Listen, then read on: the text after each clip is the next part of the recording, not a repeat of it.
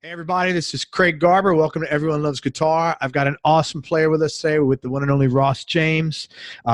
Quick message, don't forget to subscribe to the show on iTunes and check out our YouTube channel as well and subscribe there if you're digging it. And also, Santana and Joe Walsh, man, if you can connect me with those guys, I'd really like to have them on my show. Let's talk about my man, Ross James. This is something I got. I said born in New York, but I listened to some interviews at you, and you said you were born in Michigan or something. No, I grew up in Michigan. I was born in Syracuse. Oh, okay. Okay, I got you. Okay, born in Syracuse, New York. Ross James is a guitarist, bassist, and pedal steel guitarist, and singer-songwriter currently living in the Denver area. Since 2012, Ross has been a regular collaborator with Phil Lesh. He's shared the stage with loads of cool players, including Bob Weir, John Scofield, Dave Schools, Warren Haynes, Stanley Jordan, John Mayer, and others. It says Jim Haynes. I think I wrote that wrong. Jim James. Jim James. I'm like, who's Jim Haynes? He's been in a wide range of musical projects, from folk to rock to metal. He's played with Nicki Bluhm, Cass McCombs, as well as band Earthless, which is Isaiah Mitchell. We had him on a while back. He's currently playing, or was most recently playing, with Phil Lesh and the Terrapin family band. He's also got a project with Scott Law called Ross James's Cosmic Twang. He was recently tour manager for Phil Lesh and Friends, and as well as being the executive director of Terrapin Crossroads, which is the restaurant and music venue owned by Phil and his wife Jill Lesh. He is in a band with Mark Levy from Circles Around the Sun, and he's also in a new project that's already got 2 big dates booked called Dylan, and it's a Dylan and the Dead tribute band. It's called Gotta Serve Somebody, which is a great name. Dude, you're a hustler. Thank you so much for coming on the show. I appreciate your time, man. Thanks for having me. Yeah. Oh, my pleasure. How'd you get started in the music business initially, and like, what was your first sort of break? I mean, just after high school, I started working for like a production company, doing sound and video, kind of behind the scenes stuff. I was always into that and recording music, and I was working with all these different, like this one company, I was working with a lot of different like tribute bands in Detroit. Right. And like doing weddings and corporate stuff, you know, just like gigging. Mm-hmm. And eventually there was some guitar player that was sick or something, and I ended up standing in and playing in a disco band, and I was like 18. Did you have your beard and your long hair? No, I was that would have been a sight. But it was like afro wigs and bell bottoms, and it's super funny. Like I think back on that, and like the bass player from that band is still a good friend of mine, and cool. He's now, his name's Chuck Bartels, and he plays with Sturgill Simpson. Oh, wow. That's awesome. It's like crazy to think about us playing in a disco band. That is real. Is Sturgill from there? Sturgill, I think, is from, like, he's from the South somewhere, but his band is from Michigan. The keyboard player is another Detroit dude. That's interesting. Yeah. That's, you know what, when you're from Detroit, there is a big thing, because I've met a number of musicians. I've talked to guys who play with Bob Seger, and 2 of them got the gig because one was from Detroit and the other one was from Ohio, which is not real far from Detroit. Right. Yeah, and so there's a lot of like, regional brotherhood, man. Yeah. Yeah. Which is great. I'm all for it, man. So you started, so that was your first time. Was that the first time you gigged in public when you're playing for like a disco band? No, I mean, like that was my first like professional gig, I guess. I mean, I played like, you know, coffee shops and like back in when bands would play gigs at like the Unitarian Church, like that was a thing. Right. Yeah. You know, when I was like 16 or whatever, just like, I mean, like high school talent shows and stuff like that. Always wanted to play gigs, but that was like when I first started. So you were working sound production, and there was an opportunity. You took it. Yeah, basically. And what happened after that? Well, I mean, I kept with that company for a while. And then eventually I moved out to California, and it was still doing like the sound thing and like playing gigs on the side, like playing like country gigs. That was kind of the thing that I was doing, playing in like old country bands. Yeah. And, but do you like that music, or? I love that. Yeah, that's really cool. Yeah. That's like some of my favorite stuff to play for sure. That's cool, man. It's very popular even now, which is amazing. Yeah. Yeah. You know, Western swing, there's a lot of niches. Yeah. It's cool that stuff is still getting some credit for sure. Very much. But once I was in California, I was doing sound. I mean, that was kind of always my day job or whatever, and gigging when I could, and always hustling on like Craigslist looking for gigs. Good for you, man.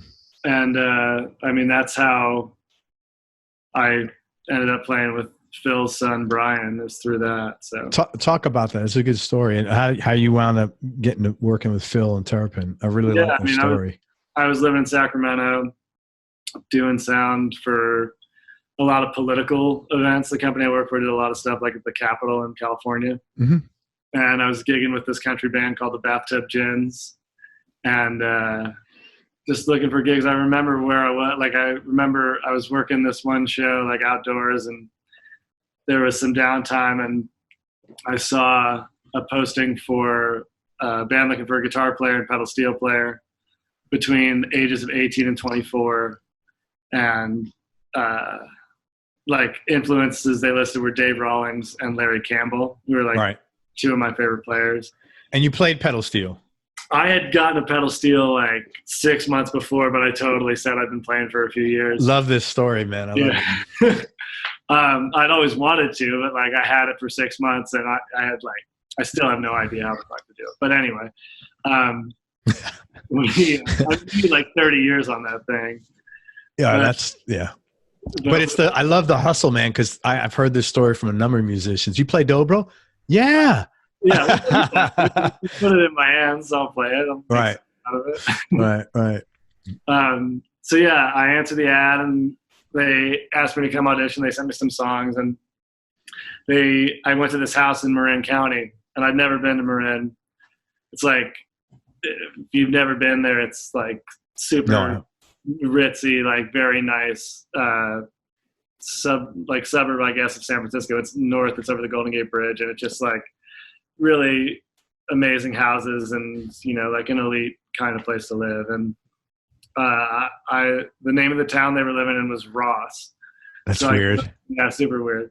I go there, and it's like gated stuff, like totally not what I'm used to, not my scene. I'm like, not what most people are used to.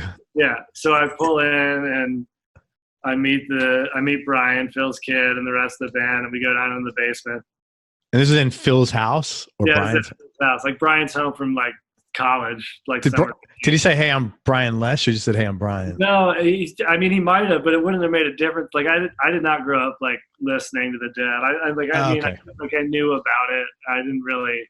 You didn't know the band members' names or anything. No, and I didn't I never really got too deep into it. And we go down there, and like the bass rig set up, and it's like this Eden full stack. And the bass player is playing like what I come to find out is Phil's like Doug Irwin bass. Oh my God. And I had no idea what it was, but I'm like, that's a weird looking bass, like 6 strings. No, it was a 4-string, but it had like the crisscross pickups. It was just like total custom, like weird, something I never, like you could tell it was a really nice instrument. Right. And all around the wall of the basement, if anybody's been to Terrapin Crossroads, there's all these pictures on the walls of like Phil with everybody like over the ages, like playing with Dylan, playing with like Questlove, playing with Warren, playing with Trey. Like there's just pictures of them that are hanging up at Terrapin, and those were all in their basement at the time. That's so funny. Like, who's this like old dude with all these like rocks? Like I really like that was my reality. I had no sense. Like, what it was. Phil was like out of town at the time, but Further was playing or something. So it was just like us. And I felt like I was in a really bizarre place. And we played some songs, and it went really well. And they called me the next week and hired me, and I started playing with them basically when Brian was home from college. Right. That's pretty wild. Yeah. It could have been like, listen, I don't really know about the band, but I'd like to stay at your house for a little while.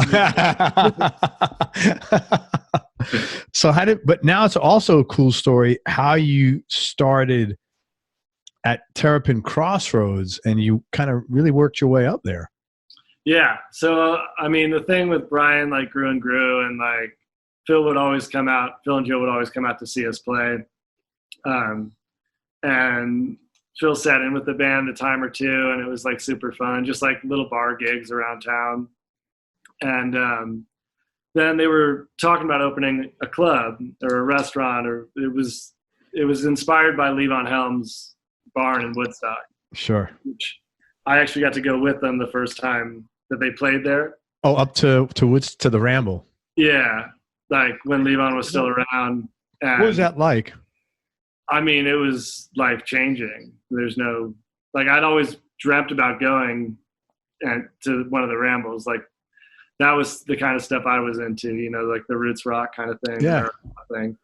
And to get to go and, like, you know, stand 2 feet from Levon while he's playing, and like meet him after the gig in his kitchen, and he like gave me cashews and a Coke and a glass bottle. Like, it was just surreal, you know. And the music was very spiritual. It was like, it wasn't like a normal concert. It was like going to church. And yeah, I mean, it's cliche and that's the way a lot of people describe it, but it's the truth. That's like the truth. The truth, man. That was. And Phil came back from that trip.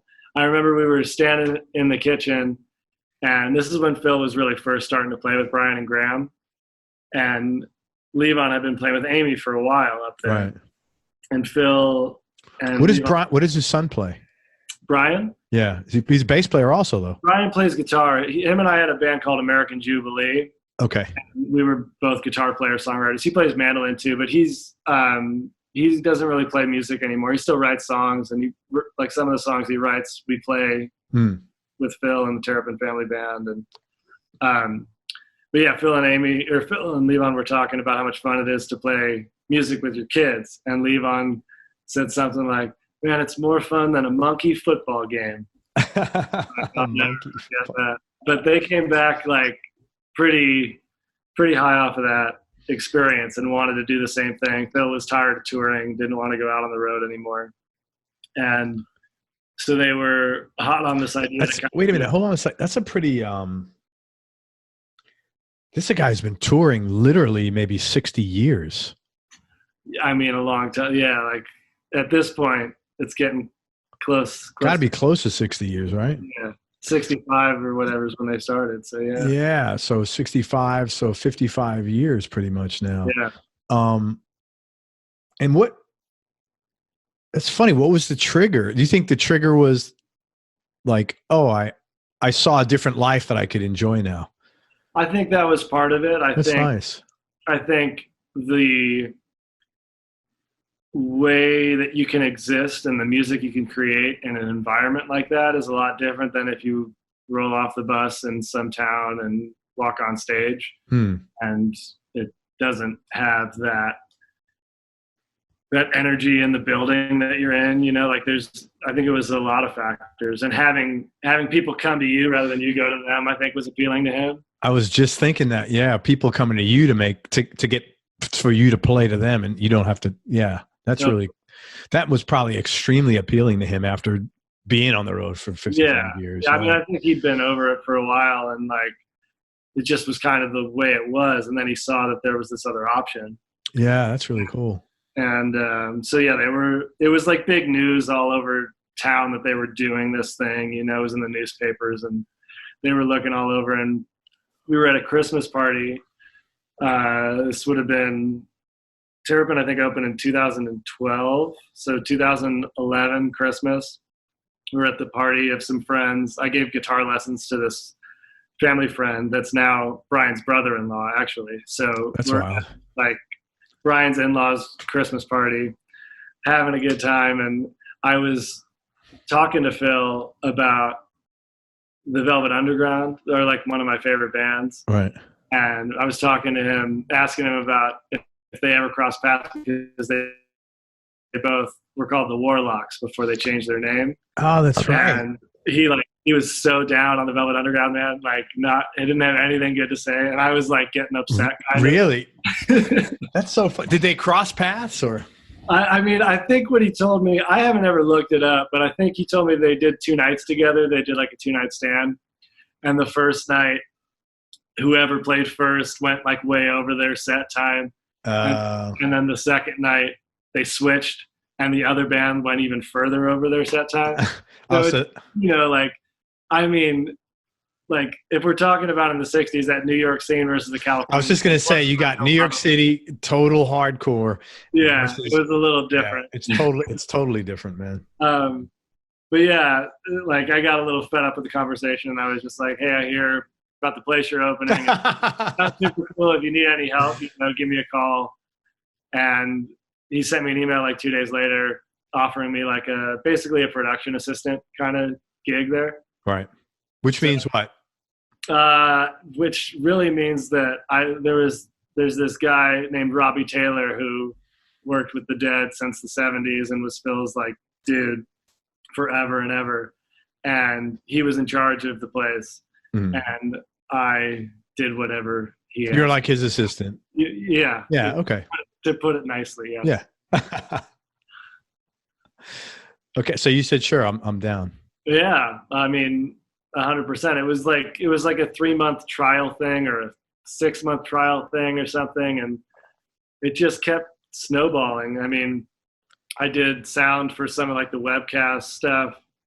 And then like the first 4 shows in the bar, like when we opened the place, I played all of the shows. It was like one night it was Nicki Bluhm and Jackie Green and Phil and me. The next night it was like Jeff Carlisi. Then one night it was some of the guys from Railroad Earth and Bob Weir. Oh, cool. And we're playing like 20 songs a night, 4 nights in a row. I'm like, now, did you know all this would be happening? I had never heard most of these songs. Like not even like, not that I didn't know how to play them. I'd never. Yeah. So like, and I was doing sound at the same time. I set up the PA and had a little board next to me for monitors and the house. Oh, like, my God. I mean, these are like, we're not talking like big gigs, but like, it was pretty bizarre. No, it's a lot of shit for one guy to be responsible for and play guitar.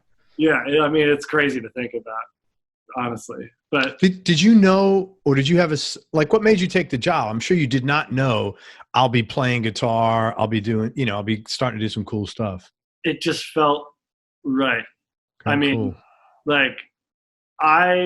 Phil is always just, to me, Phil's always just been like my friend's dad, like he's never been like, yeah, I'm well aware of who he is and the impact that he has had on like the history of the world, honestly.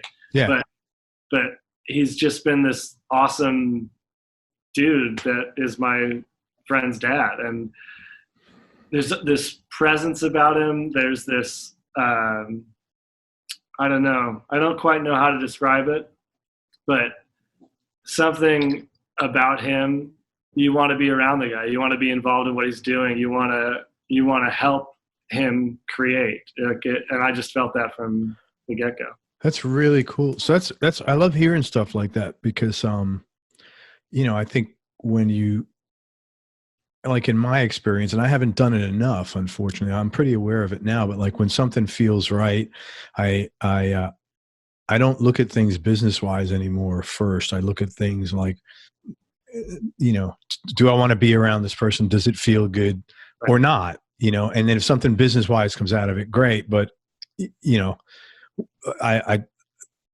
I always look for the warm and fuzzy stuff inside first, which I had no idea that it would like go where it went. I mean, like I was his tour manager for those Fairly Well shows at right. like Chicago at whatever Soldier Field, I mean, just a few years after that. It's crazy to think about. Right. Yeah. That's so cool.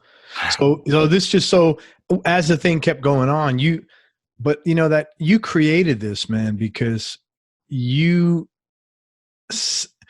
there's a big difference in how you look at somebody that says, as an employer, let's say, the guy that says, I want to play, I'd love this opportunity to play, but he doesn't say, but who's going to take care of you kept your responsibility together and you stood on stage. I mean, that's like a hustler, man. And that's the guy or gal, that you want to support. That's the person you want to keep amping them up, give them more stuff, promote them, whatever. And that sounds like that's what happened. That's seemingly kind of how they've always operated and how the Dead always operated too. You know, like they didn't like go out and like necessarily find the best qualified person for the job. You know, whatever it was about the hang and the work ethic and sharing that common, you know, belief in what we're all trying to do. Yeah. Really cool. I'm glad it worked. So everything worked out really well for you in every business wise, music wise, everything. Yeah. I mean, I'm still here. We're still doing it. But you're not doing the Terrapin stuff anymore. What happened there? If you're comfortable talking, if not, totally cool. Yeah, totally. I mean, like, it was just the way it all happened was super organic. Like, they had a tour manager who had been with them for a long time who went another direction to focus on his own company, and he wanted to tour more as Phil was not touring. And I was there, and I had started helping book music in the bar, and, you know, I kind of just had my hands in a lot of the stuff because I was there all the time. It was like this, it's crazy. It was like this crew of like this ragtag bunch, like friends, family friend of theirs, this guy named Alex Jarvie, who's a dear friend of mine. And like, it was really him and I in the beginning, just like doing everything, like putting tables for the restaurant when they ordered all the tables. And then we'd like mix the show that night, you know, like, wow. It was a family operation. Yeah. And it just kept going and going. And when their old TM and the guy who was sort of steering the ship at Terrapin decided to go another direction, they asked me to do it. And I mean, of course I said yes. I'd always been into like the tour managing side and, you know, the same thing, just wanting to help and be a part of it in any capacity, you know? And like to be able to like put Phil's bands together, that was one of my favorite things, you know, like I remember the first one that sort of came my way. I was like, what if we called Bill Frisell? And was he out there? Cause he's in New York. I don't know if he lives in Berkeley. He has an office in Berkeley. I don't know exactly what it is, but he travels a lot, you know, and anybody, not anybody, but almost anybody is like interested in playing with Phil, you know? And yeah, that's very true. There's not too many people that are going to be nearby. You extend an even if they didn't know the Dead, just to play with a guy that's been that savvy and yeah, I mean, he's like, there are a lot of people that can write the Grateful Dead off as like mindless, you know, like noodling or hippie, whatever. But like, I don't think people would write him off as mindless. But you know what I think that there are a lot of people that like don't give. They may not be into the music. Yeah. Yeah, because like I've had periods where I'm like into the Dead. It was funny. My son, the one who's almost your age, which makes me feel very old, Ross. We were into the Dead together a couple of times, but like you seem like we go in and out of the Dead. But I never thought of them as mindless. Well, I did, to be totally honest. Yeah. I thought it was just like tune in, turn on, and drop out. I had no idea. Before I like got into it, I did not, you know, appreciate it the way that it should be appreciated. It's like the next chapter of the American Songbook. I like firmly believe that. You hear it everywhere. Any band in any like city in this country is going to play a Grateful Dead tune. Like, man, there's a movie. Almost guarantee it. I just saw a movie called, it's about a son who gets in an accident. The Music Never Stops, I think it's called. And it's about how he has some his brain is messed up and he has mental damage. And his dad and him are able to reunite this bond over Grateful Dead music, oddly enough. Wow. Really nice movie. Yeah. Yeah. I mean, there's so amazing. Like, there's no denying the sense of community and like ball of energy that is at the center of that scene. It's real. It's absolutely real. Yeah, very cool. So you just let me ask you this. You're obviously a hustler. I've said that to you a few times, but you're like the most laid back hustler I've ever met in my life. You're not a type A, you're not a type B, you may be like a type X, but you're a freaking hustler and you're a working machine, man. Yeah. How do you do that? Because I'd love to be more laid back. I just sort of always like, my thought is to like go with the flow and put myself in a situation where things could happen. You know what I mean? Like, it's like I would always say yes to every gig. Yeah. You know?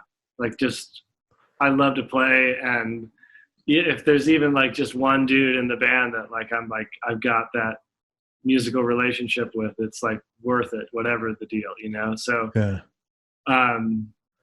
So you don't push anything. I get the sense that you're when opportunity. What's that? I should probably push things more, but no, I'm not really a pusher. Yeah. I don't know. It seems to be working. Seriously. I mean, it seems to be working. Like, you get good gigs, you're connecting with great people, you've made good opportunities for yourself by, no doubt. You know, I think you got honestly, I think it's a great formula, because and I'm laid back now, but I was like mental, and I was like, go, go, go, go, go.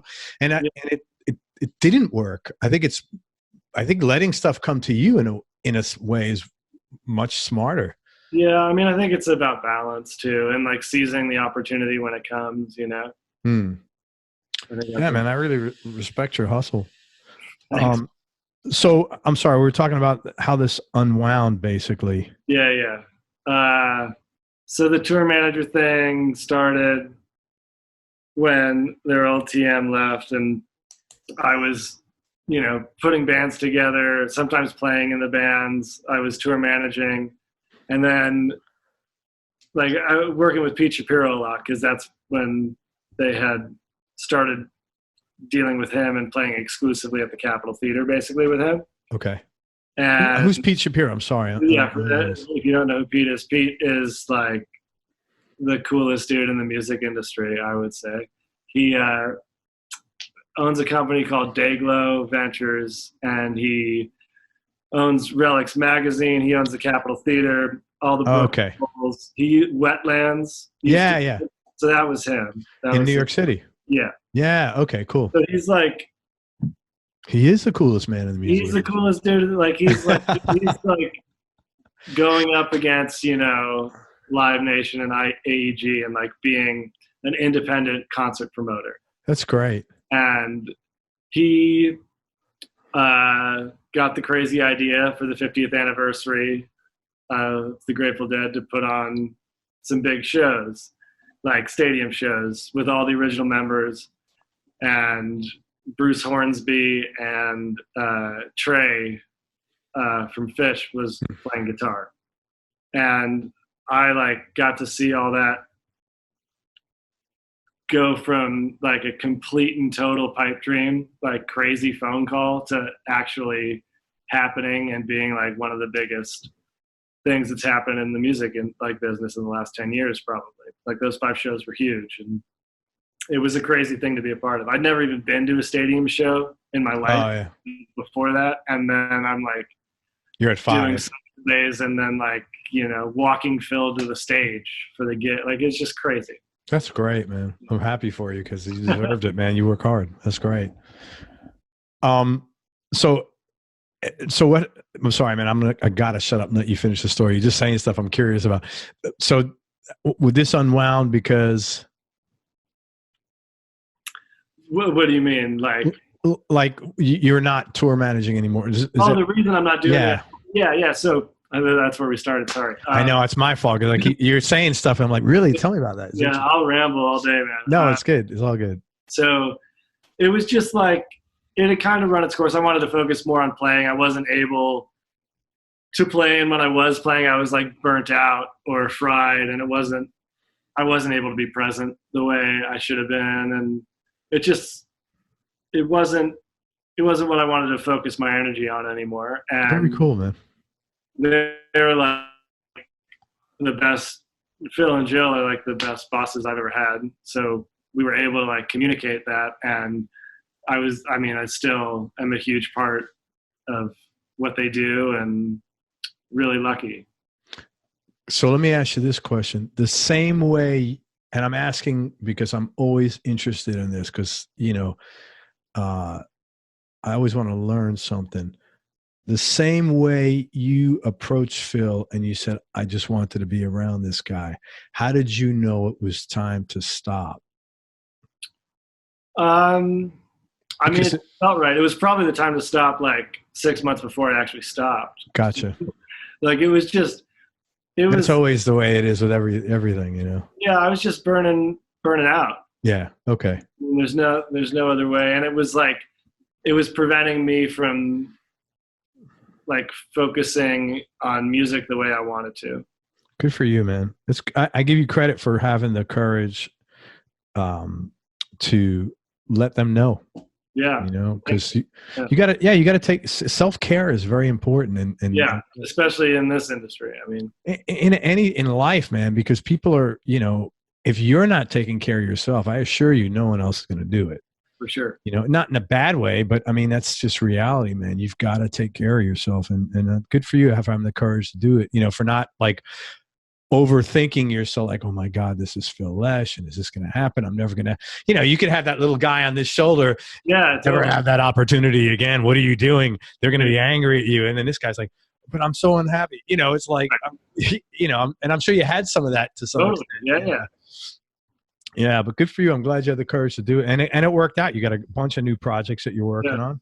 That's really good. And I'm sure they were super supportive of it. Yeah. I mean, yeah, of course. I mean, Phil, like, is not going to be the kind of dude who's like not supportive of playing music ever. Right. How would that be possible? It was not, you know, the guy who plays music for 55 years, you know, how could he not be? I mean, he's more excited than anybody when we walk on stage. Right. Even for sound check. That's great. Super inspiring. Very cool, man. Well, thank you for sharing that story. It was really cool. I'm just curious if you have any interesting stories about some of these folks that you wound up playing with that I assume came in and sat in with Phil when they were in town. Yeah. We'll talk about Warren Haynes first. Oh man. I mean, like I never really was like a big Government Mule fan or whatever, but I remember, you know, he was one of the first guys at Terrapin when we started. Him and Scofield were in a band with Phil. Yeah. They were. Well, Scofield did a whole thing, double album and a tour with Mule. With Mule, Scum Mule or whatever. Yeah, Scum Mule, one of those shows, It was great. It's one of their best. Yeah, really cool. Those two together is like ridiculous. So, I mean, early on, Sco had been to a gig that I had played with Phil, and like it was really complimentary, and we were hanging out with Phil's old tour manager, Warren, and Jimmy Herring, and talking. And, like, what a guitar. Yeah. Oh my God. Warren and Scofield and Jimmy Herring.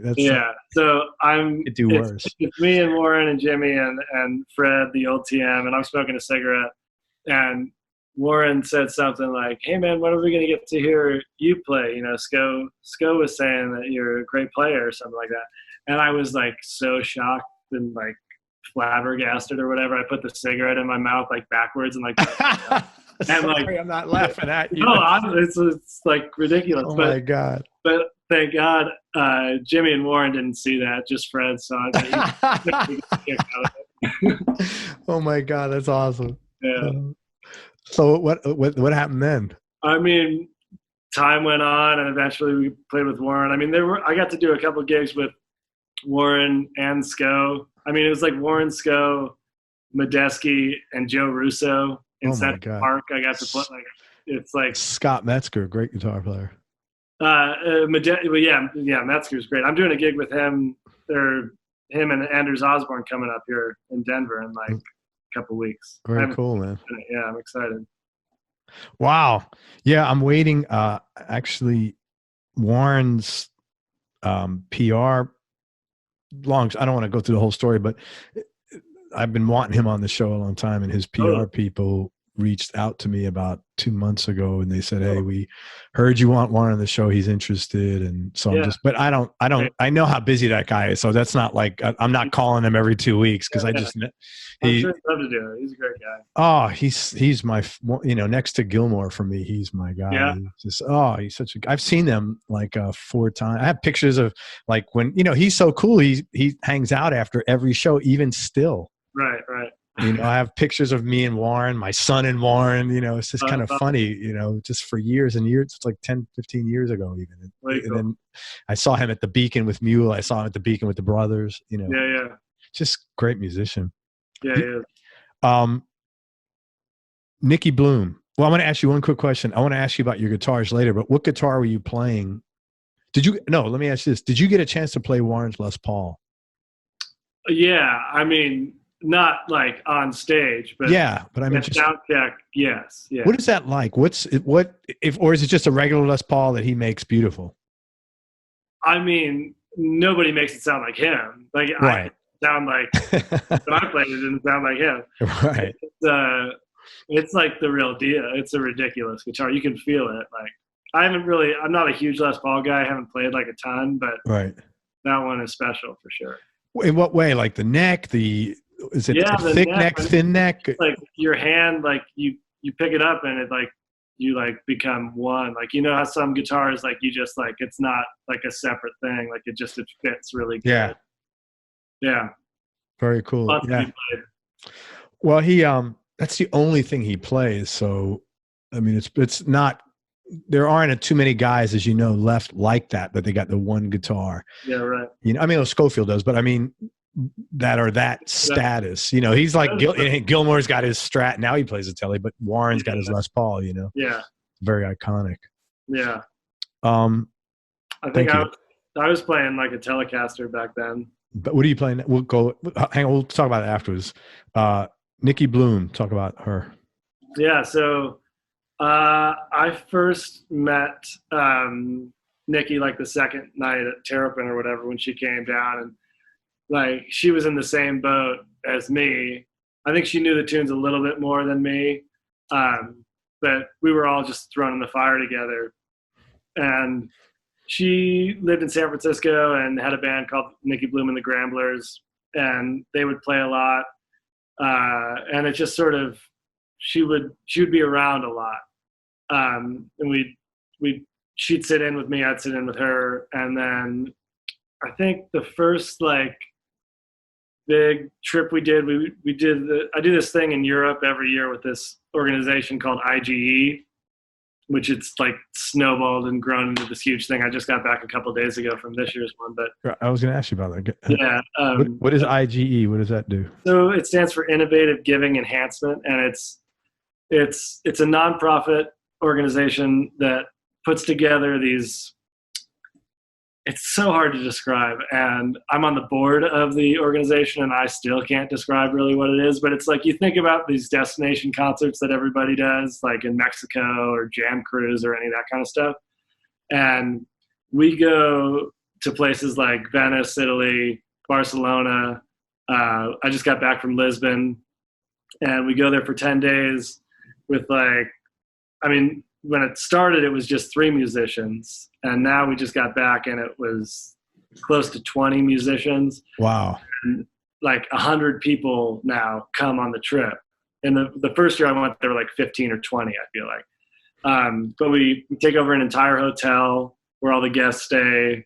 We have concerts there, and then in other incredible places throughout the city, like old buildings that don't host this kind of music generally, and we're able to sort of get in there because we're a nonprofit. Because you're a nonprofit. So what does the money go to? Well, this year we published a children's book for there's a school in Lisbon that was affiliated with the hotel, and we worked with them to publish a children's book. Nicki and Graham Lesh and Natalie Cressman and Ian Facquini, all of us did a show at the school for like 200 screaming. It was like one of the craziest experiences. I've never been heckled more in my life than by these like 5-year-old Portuguese kid. It was pretty bizarre. But I mean, we get back to youth music programs is the short answer wherever we go. But I first really got to like create that musical bond with Nicki on a trip to Italy with Scott Law, my good friend and great guitar player. And out of that, we kept playing together. We did a couple shows. We got to do this rafting trip in Idaho. This company called Idaho River Adventures does these great like music rafting trips with. Idaho's beautiful, man. Oh my God. It's really pretty. We've gotten to do it a couple times, and it's like my favorite gig that exists. It's so much fun. 6 days out in the middle of nowhere. Wow. And, but the trio was just kind of born out of these bizarre gigs that we've gotten to share together. And you, Nicki, and Scott. Nicki and Scott, yeah. I'm just so amazed how now you're you're on the board of dude, you're the guy that I need to connect with. Oh yeah. you're like moving and shaking everything. This is so wild that like, you're like, oh, I need to be pushed more. I'm like, no, I think you're on the exact right track, man. You can always be doing more. That's great. So you're doing this not for profit. You get to go away every year. You get to play. Yeah. It's grown into like something absolutely incredible, to be honest. Like it's been pretty cool to watch it grow over the last 5 years. That's wonderful, man. And you get to raise money for a good cause. Yep. That's wonderful, man. That's great. Very cool. Yeah. And bring American music to like nobody in Europe, there's not a huge market for what we do. Yeah.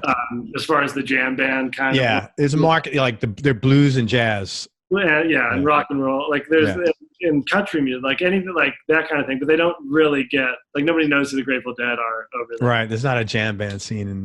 So it's kind of interesting to bring. That is interesting. Supposed to be like an ambassador of this bizarre, ambassador of jam band music, deeply American thing. And is weed legal in all these places? I don't know. I think it is in Spain. I think that was part of like the trip, like the people that came on, they could get like a card. Oh yeah. Cause I was gonna say that's part of the, and I don't mean this in any like negative way. It's just reality. That's part of the jam band experience. Yeah. Man, people certainly. Yeah. Yeah. You need to find you'll be like, they may have a massive affinity if you go to a place where weed is like, super legal. Yeah. Totally. I mean, it's definitely like, it's like the pranksters cruising around Europe. This group, yeah, pretty wild. Very fun. That's pretty funny, man. That's great, and it sounds like you're enjoying yourself there, man. Yeah, right on. Good for you. And in Scofield, we talked about. Was there something else? Any other good stories with Sco? I mean, there was a time I went to. He was playing some gigs with Phil in Las Vegas, like 2 or 3 nights, and I went out just to see the show because Sco's like always been one of my heroes, obviously. And we went there, and I can't remember how it happened, but Phil asked me to do a song or something, and it was just like a really great moment. Like the band was on, everything was clicking, and it was super cool. And to get to like have that happen unexpectedly was amazing. Yeah. And then right after the set, Phil was like, well, you should, because I was going to go home. That's what it was. There were 2 shows, or there was one, whatever. There was one more night, and I wasn't going to stay. And Phil asked me to stay, and I played the next night. That's so cool, man. Yeah, getting to know him has been pretty special. He's always got like at catering or whatever after sound check before the gig, he'll always drop like some crazy story about playing with Miles or something on you. Yeah, that's got to be wild. Yeah. Well, I'm just thinking, Wayne, you said Wayne Krantz before, right? Or Bill Frisell, I don't remember. No. Were you talking about, for the first guest you said, was it Bill Frisell or Wayne Krantz? Bill Frisell, yeah. Okay, sorry. Okay. Do you know Wayne Krantz? Yeah, of course. Yeah. He'd probably be another good guy for that. Yeah. There's so many, like. Yeah. I had him on the show. He's a very nice guy. No, really? Yeah, really nice guy. And he's kind of quiet, so this was not like a normal interview for Yeah, him. right. He was great. He was really cool. Really nice person. So you got a bunch of new things you're working on now that I know you're excited about. Let's talk about those. Yeah. Well, I've got a thing. I've got a new project that I'm starting called "Gotta Serve Somebody." Yeah, let's talk about it. Sounds great. Yeah, kind of a tribute or a celebration of Dylan and the Dead. So playing my favorite Dylan tunes, my favorite Dead tunes, with my favorite people to make music with, and just having fun with it. Who's in that band with you? Well, it's not like a set thing. I've got a couple shows coming up in January with Mark Levy on drums, Todd Smalley on bass. He plays with DJ Gray and Mofro, and Graham Lesh is going to do those with me, and I think Adam McDougall is going to play keys on it. So it should be a whole lot of fun. Yeah, you got some great musicians there, man. Yeah. What else? Shows with Nicki and Scott Law. We're playing in Texas. I think that's like the week before this is going to air, but we've got a bunch of stuff cooking.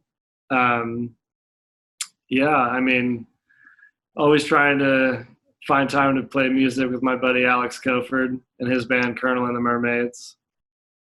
Man, I love that name. Gotta Serve Somebody. Oh yeah. No, because I know, but there's so many names you could have picked there. I like that one. Yeah.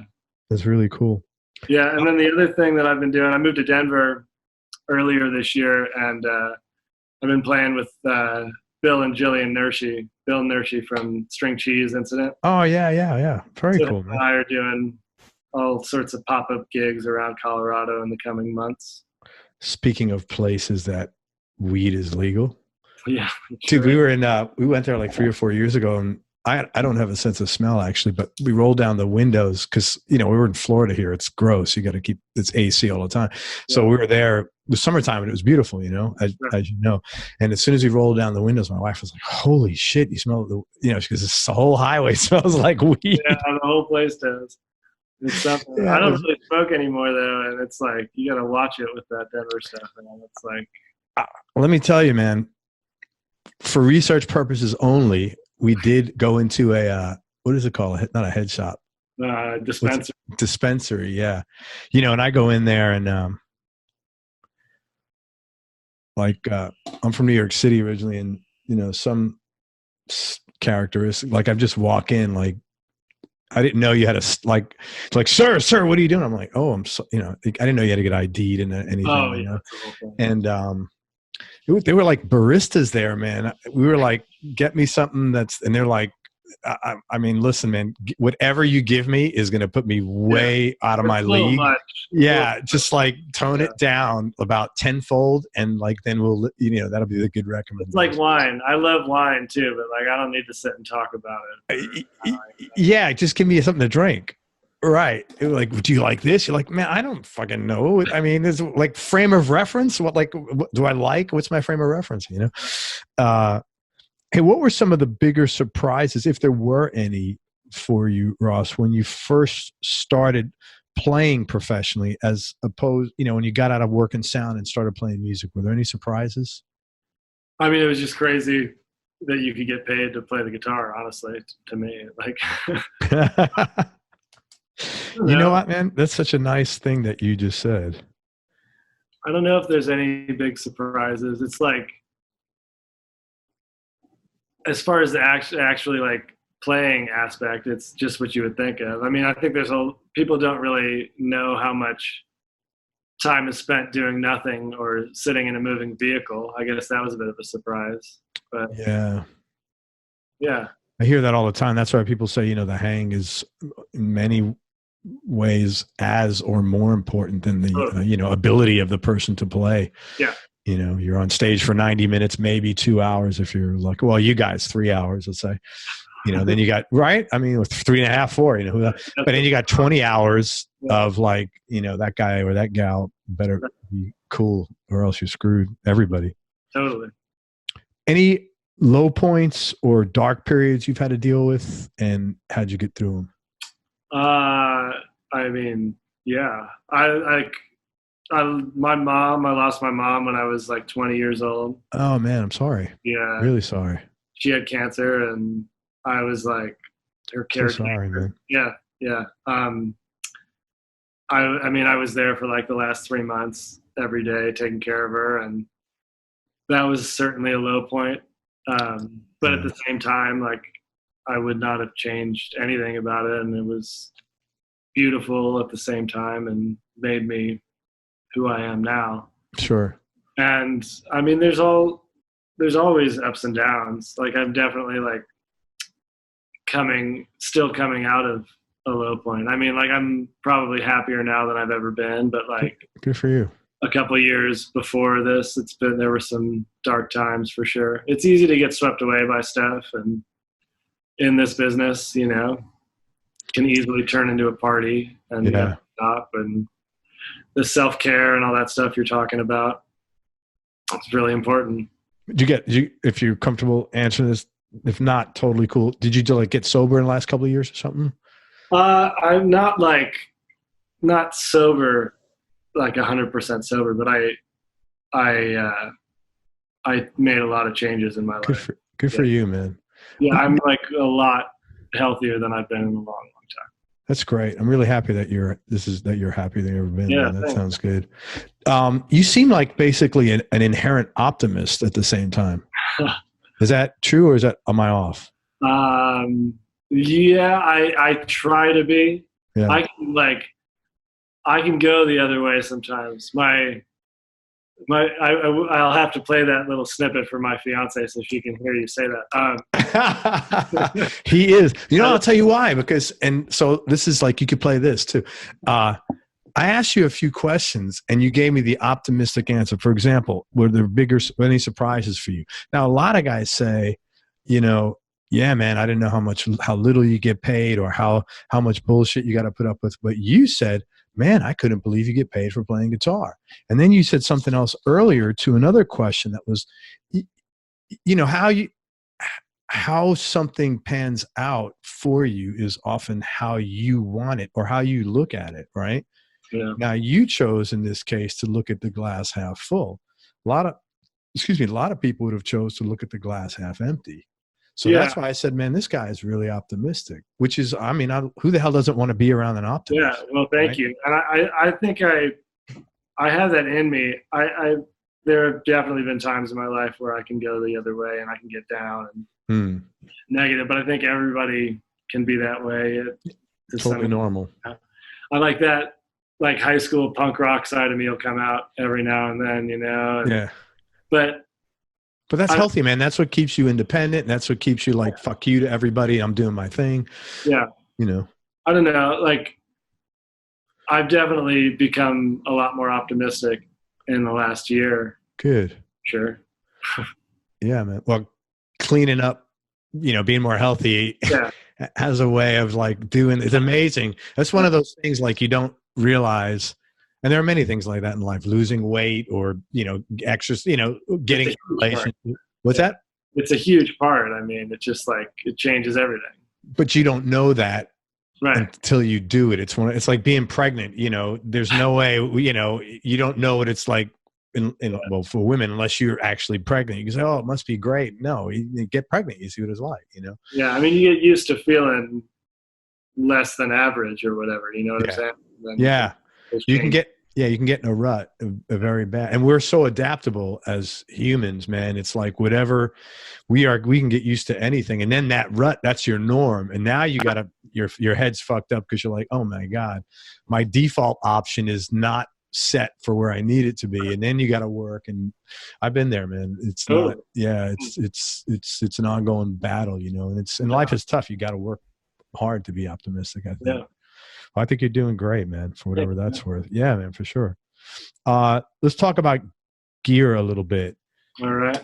What is your go-to guitar right now, and what other couple of guitars might round out your top three? I mean, I actually like kind of have gone back to this old Telecaster. It's not even that old. It's like maybe 15 or 20 years old.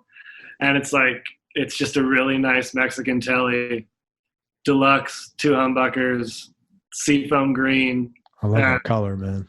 I do too. A few years ago, my buddies put a Bigsby on it for my birthday. Oh, really cool, man. Yeah.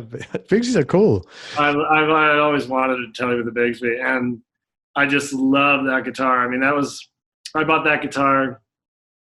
I think I bought that guitar instead of like being able to pay my rent like years and years ago. I like just knew I had to have that guitar. Good for you. It wasn't even that expensive, but to me at the time, it was like way more than I'd spent on a guitar. It's all relative, and, I mean, it's been all over the world with me at this point. That's what I played with Phil when we went to Japan. I mean, I've taken it to Europe. It's like part of me. But like for the last couple of years before that, I'd mainly been playing this old.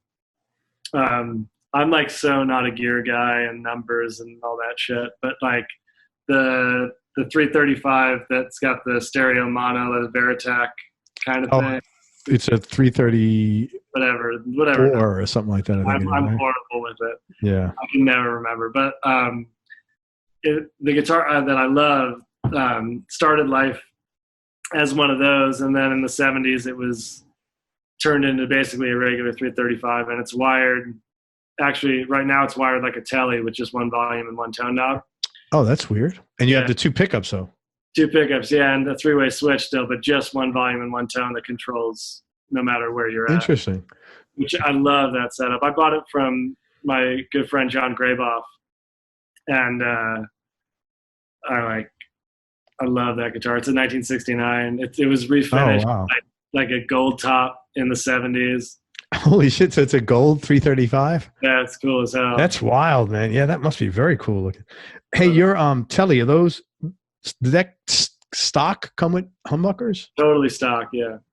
Wow, that's cool. I should really switch the pickups out. It would sound a whole lot better if I did, but I'm lazy. And interesting. You keep saying you're lazy, man. You're a hustler. Wow, very cool. And is there a third guitar behind any of those 2? I have a couple like Strats that I like, but I mean those are really my 2 like workhorses. Those 2 guitars. Very cool. You're self-taught, or did you go to school at all? Yeah, I mean I took I wanted to play trumpet when I was like 10 years old, and the music teacher at the school, like the week into it, was like, "We've got a lot of trumpet players, you know.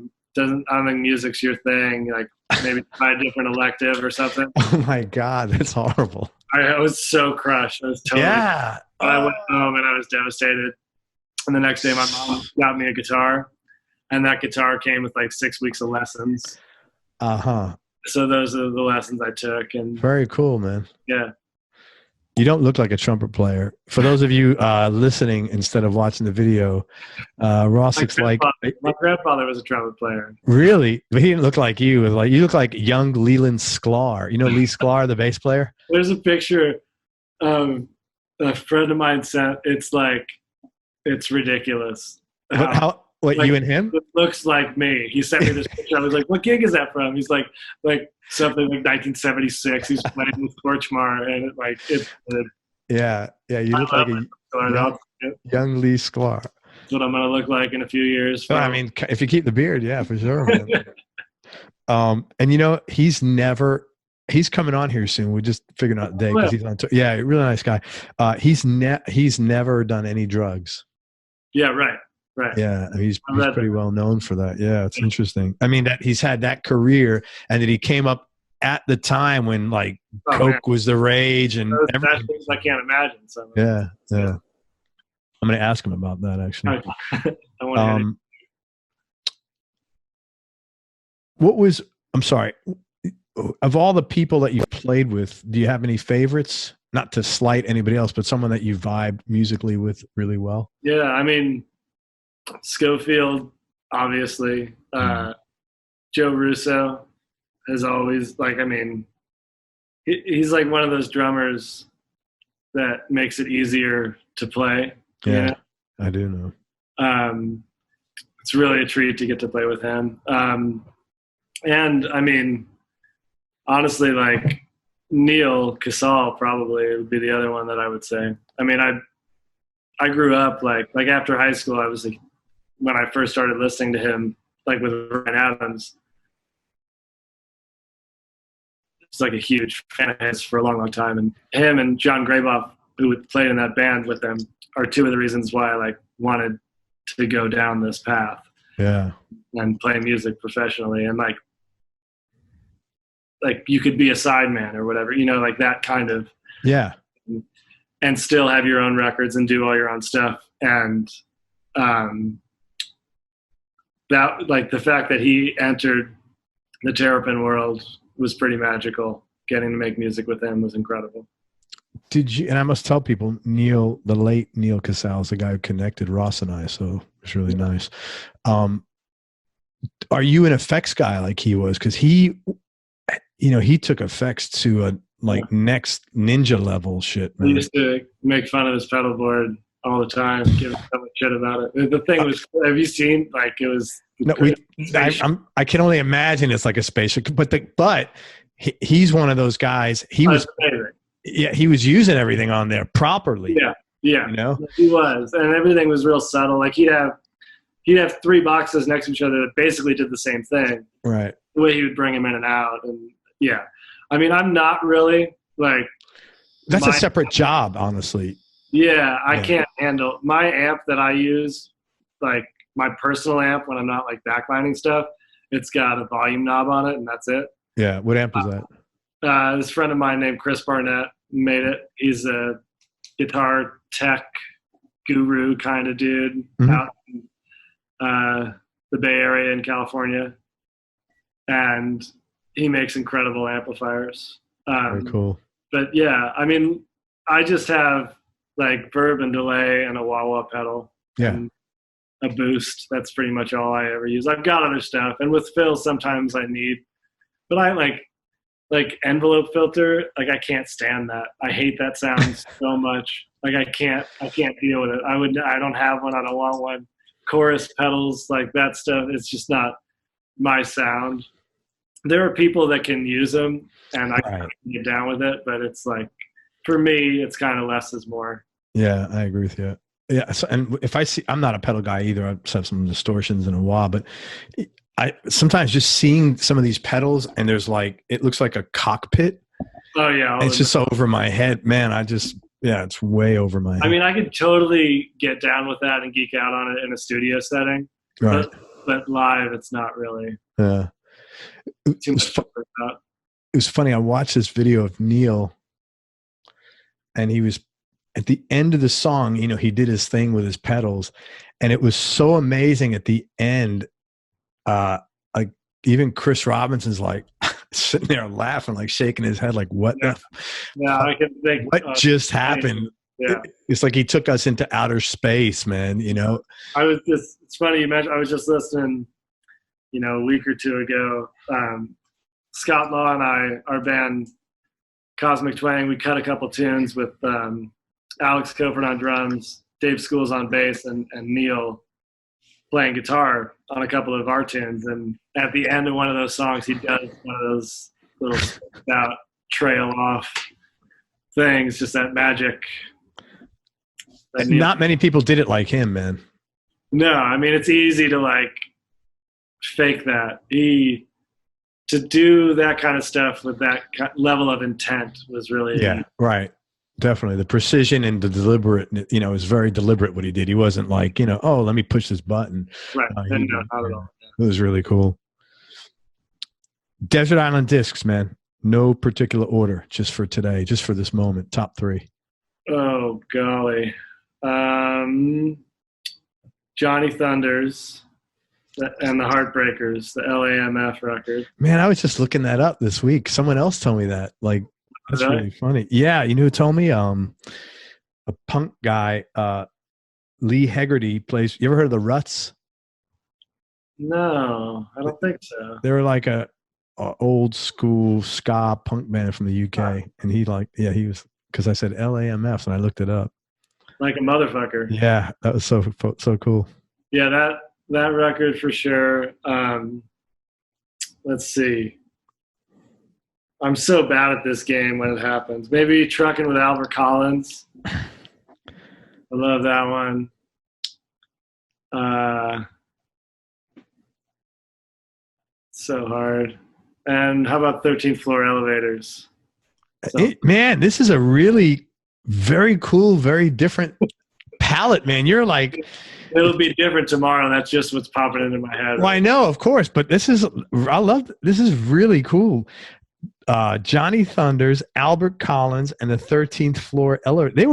You weren't even born when they were around, I don't think. Yeah, Rocky's still going though. Yeah, yeah. Wait, he's still around? Yeah, he still plays. Out by you? I mean, in California, yeah. I don't know. He always plays Halloween in San Francisco, and we're always in New York with Phil. So I've missed him. I've never gotten to see him. Yeah. That'd be funny, man. That's a really cool 13th floor elevators, Albert Collins and Johnny Thunders. That's very good, man. E for excellent on your diversity there, man. All right, I'll take it. If there's one thing I got, it's diversity and taste. Yeah, man, this is like really interesting. What's your definition of happiness, Ross? Curious about this one. That's a deep one.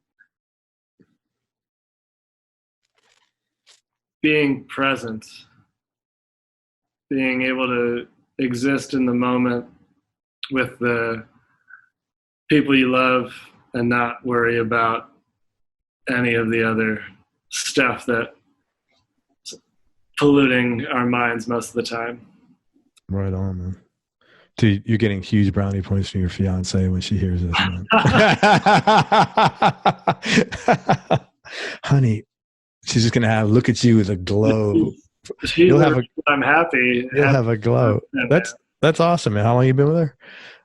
I mean, we met about a year and a half ago. Good for you, man. Yeah. Good for you. Congratulations. Thank you. Most exciting experience you've had, or best thing that ever happened to you? Like musically, or your call, man. Whatever you like. Whatever comes to mind. I don't know. That's such a hard question. Most exciting experience, or what? Most exciting experience you've had, or best thing that ever happened to you? Best thing that ever happened. I mean, I think like one of the best things that's ever happened to me is, my mom putting a guitar in my hand. I mean, everything after that day when I was 10 years old has directly or indirectly been a result of that. That's really nice, man. So. Very cool. Any hobbies or interests outside of music? I love to cook. What do you cook? I love to play golf. Really? Cook, eating, and golf. Yeah. Those are my three big hobbies, I'd say. You know what's interesting? I haven't met too many musicians that play golf. Oh, really? Yeah. There's a ton, man. Is it really? No one. The government mule, right? When they were in town a little bit to go to play Red Rocks, Danny and I played golf the day after their Red Rock show. He's a huge golfer. Really? There's a lot of dudes who bring their clubs out on the bus for sure. That's cool. You know what? I think I've spoken to two guys, and they're both in Nashville, that like to play golf. Yeah. That was it. Nobody has said golf. That's it, man. I love it, man. I played golf in high school, like on the team and stuff. Well, that's what's that place? Hills. It's kind of an affluent area outside of Detroit. Oakland Hills. No, there's another Springfield Hills. Oh, Bloomfield Hills. Bloomfield Hills. I think the golf course is called Oakland Hills. They had like the U.S. Open there. Yeah, I remember. I never got to play there. I played a wedding there. There you go. Never got to play golf there. That's on your bucket list. Scratch that off at some point. So cooking, eating, and golf. That's very cool. What do you like to cook, man? I like to cook everything. I mean, I'm not really like a recipe kind of dude. So just put shit together. Go to the store and see whatever looks good and go for it. That's awesome, man. Dude, everything you like, Mr. Organic, man. I'm not putting effort into it. When it comes to me, we do it. I dig the vibe. Seriously, you'll live to be like 100. And you're not. You will, man. You won't be a nut like me. That's like, I got to do this. I got to do that. You're just like totally chill. I really respect and appreciate that, man. Um, toughest decision you ever had to make, or most difficult thing you've had to do?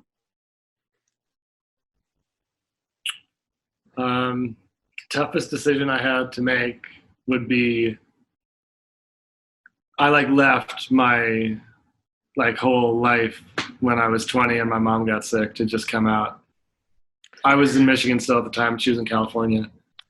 Man, that probably was cathartic for you after doing that experience with your mom. I would imagine. Yeah. Yeah. I mean, I was I'd finally I mean, when I finished high school, my mom and my sister moved to California, and I went back to Michigan with $100 in my pocket, and that was the beginning of my life. And I had finally started to get something going in Michigan, and things were going really well. And then she got sick, and I'd left it all and went out to California for what was 5 months, maybe 4 or 5 months. I mean, it was a hard decision and one of the hardest things I've ever done or whatever, but no regrets, obviously. Yeah. You know what, man? This is my prediction. I predict that 5 years you'll come back on this show, or however many years, and you're going to be incredibly successful at something that you never would have thought of you're doing now. You'll be that guy, Dave Shapiro or something that. Pete Shapiro. Yeah. You just got that way about you, man. You're not afraid to do things. Yeah. You listen to your gut. You take chances. You're not afraid to roll up your sleeves. You're easygoing, easy to get along with. I know you said you have dark days. Everybody fucking does, Yeah, man, seriously. I don't say that. You're maybe the second person I've said that to. Right on, yeah. Yeah, man, I really, really feel that way, man. So I'm going to definitely I'll take it. Thanks. keep in track. I'm going to stay watch this, man. It'd be good to see your success story.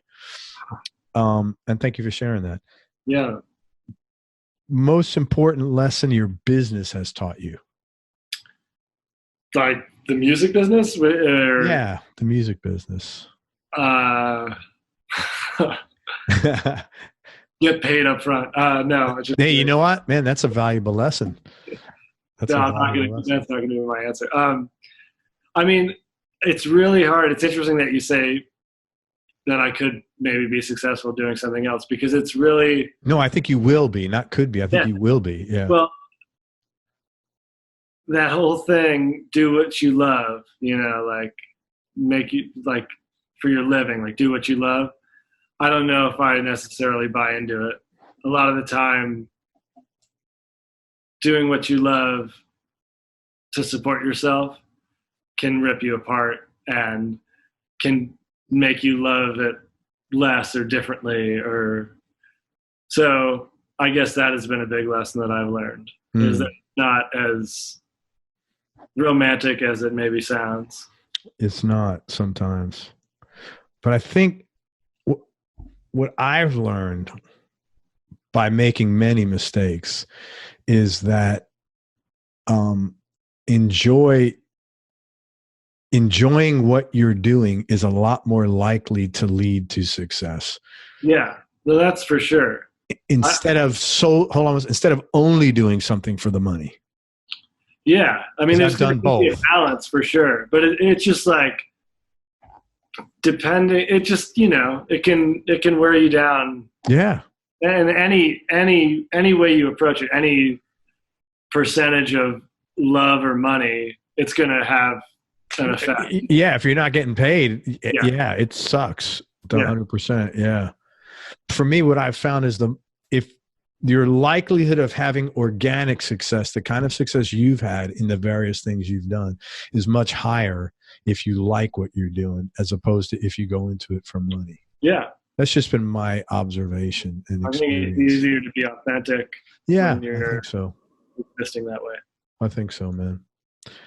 And last question, and thank you, man. I've really enjoyed talking to you. You're a really nice guy, man. For sure. Biggest change in your personality, I can't say over 10 years because you were couldn't even vote 10 years ago, or almost couldn't vote. Biggest change in your personality, let's say, within the last 5 years, and how much of that has been intentional and how much is just a process of aging? I mean, I think like the last year, there's been a huge shift in me. Like, and I think part of it is age. Part of it is like the clarity that I've like brought upon myself by making changes in my life, and good for you, a huge man. part of it is like this incredible woman that I'm going to spend my life with. I mean, it's totally, it's changed me in ways I never really thought possible. I don't know. It's Good, man. That's awesome. It's like you hear people say that stuff, and like my whole life I've been like, yeah, right, you know, like corny, cheesy, or whatever. But it's absolutely true, and it's where I'm living right now. Man, I'm happy. I've been doing that with my wife for 27 years, and I wake up every day and I'm like, I don't know how I've got this good fortune, but I'm going to enjoy it as long as it lasts. So that happens, man. And I hope you have, thanks. One of the smartest things I've ever done. So her, I don't know, but me. But man, I wish you years and years of fun together, man. I hope that goes on. Let me tell people what you're doing, and let's get people coming out to check you out and listen to your music. First of all, it's Ross James. Check out his website, Ross James Music. He's got some Denver shows coming up right after the first of the new year with his new band in the project, Gotta Serve Somebody. It's really good stuff. There's going to be I'm thinking that's going to do really well. Yeah, I hope so. It should be a lot of fun. Absolutely. He's also doing something with Mahali from Twiddle about a week or so after this show drops at Ophelia's. Where is that? Ophelia's, it's in Denver, downtown Denver. I think November 20th is that date. Great. November 20th, downtown Denver at Ophelia's. Dude, we went to this Mexican restaurant downtown when we were there. It was like the best Mexican. It was like right in the middle of downtown Denver. Tex-Mex kind of vibes? Is it a big place? They served alcohol. It was like outdoors. They had an outdoor place, and it was inside Pete's. Oh, Pete. Pistol Pete's or something. Illegal Pete. Yeah. Do you know that place? Yeah, that place is good. I can walk there. I live real close to there. Dude, we went there like every day. And it was like cool to sit outside and have a drink. Yeah, totally. You know, and the food was really good. It was like this much food for no money. It was really good food. Illegal Pete's. That's what it was, man. It was great. All right, Mahali from Twiddle. He is playing next week at Ophelia's on the 20th. Ross's album, Freak Farm. I wish I knew about it. I would have listened to it. The next album you put out, come on here. We'll talk about it. Freak Farm is his album. And for those of you into vinyl, man, the album was specifically mastered for vinyl. It's on 180 gram vinyl, and you can check it out again at rossjamesmusic.com. And Ross is also being featured on a website that has, you know, some of the best guitar players around called Lesson Face, where you could take lessons from him. Do you want to talk about that a little bit, or how that? Yeah, I mean, it's an easy to use platform that's sort of like Skype or something like that, where we can do video lessons, and I do like half-hour lessons or hour lessons, and great. It's really easy to do. Where can people connect with you on that? From your website? From my website or on Lesson Face. If you like Google Lesson Face Ross James, it'll come up. Is there a particular like student that you work best with or don't work? Like, do you want someone if they don't know how to play a G chord? I'm pretty open as long as like the person's passionate to an extent or cares about it, you know. Yeah. But all kinds of styles, all ages, really anything. Very cool. That's the number one thing I hear from guys giving lessons. They're like, you know, they'll always say, I don't mind working with almost anybody, but what I can't stand is someone gets on, they miss a lesson, they don't practice, and they're like, man, I'd expect to be better by now. And they're like, right. How? How would you expect it? Based on what? You actually got to play this thing in between these lessons to get better, you know? So, yeah, check out Lesson Face and check out Ross James. And go to Ross's website, rossjamesmusic.com. Dude, any final words of wisdom? Oh, no, I don't have any words of wisdom, man. No, you're good a lot, man. Good luck to you and your fiance, man. Seriously, I was really good talking with you. I'm going to wrap this up and hang on here. And you will be back on this show for sure. Everybody, thank you so much for listening. If you enjoyed this, please share it on your social media channels. You on social media? Oh, yeah. Instagram, Ross MF James. That's right. Ross MF James, bitches. Phil came up with that nickname, man. He introduced me on stage, and it sort of stuck. So this is Ross MF James. All right. And then I have a Facebook page. I think it's Ross James Music. Great. But Instagram is kind of the platform that I use. Your platform. So hit him up on Instagram at Ross MF James. And thank you for spending time with us, man. I appreciate it. Everybody, please check out Ross's music. Make sure you go to everyonelovesguitar.com, put in your email address so you and I can connect. And most important, remember that happiness is a choice. So choose wisely. Be nice, go play your guitar, and have fun. Till next time, peace and love, everybody. I'm out. Ross, thank you, brother. Yeah, man.